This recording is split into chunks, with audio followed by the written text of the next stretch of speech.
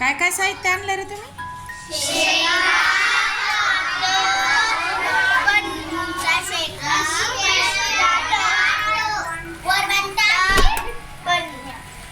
मळी आणि उपंडी.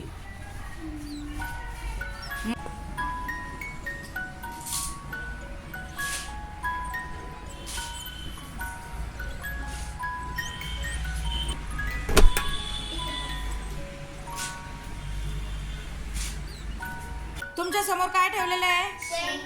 शेंगा. त्या शेंगा तुम्हाला काय करायचे आहे?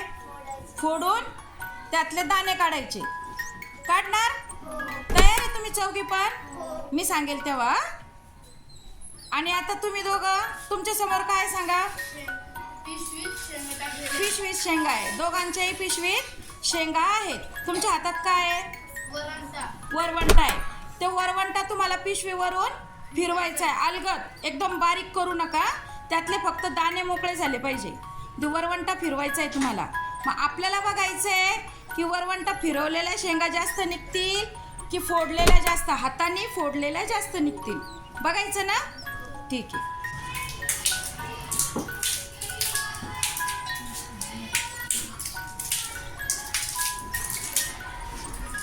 मुलांना जमतं का?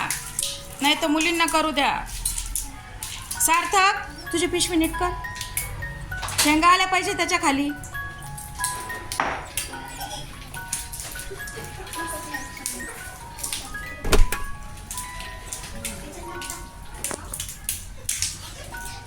अलगद फिरवा, अलगद.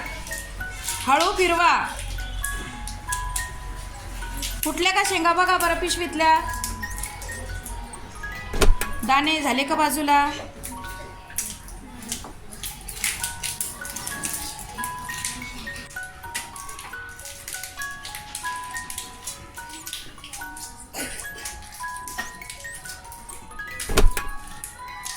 बघा आता हर्षदा आणि मोनिका पिशवीवरून वरवंटा फिरवत आहेत आणि जान्हवी, अमृता, अक्षरा आणि ईश्वरी ह्या चौघीजणी हाताने शेंगा फोडत आहेत. दिसते तुम्हाला कृती? मी तुम्हाला एक प्रश्न विचारते.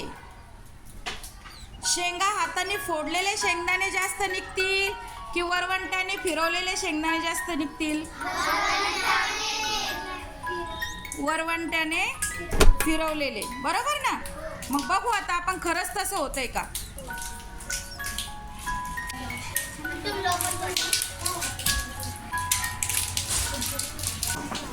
बघा याने किती छान बारीक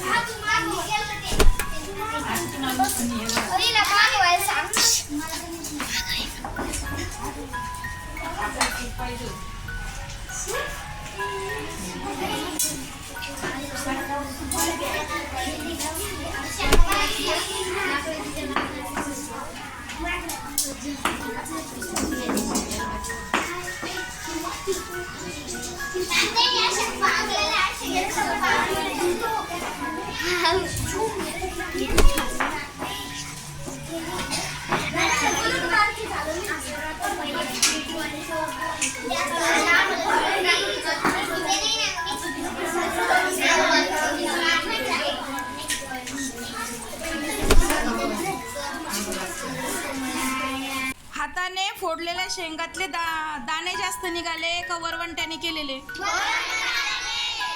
बरोबर ना? मग असंच मळणी यंत्राचं असतं. काय मळणी यंत्र? आपण इथं मळणी यंत्र आणलं का?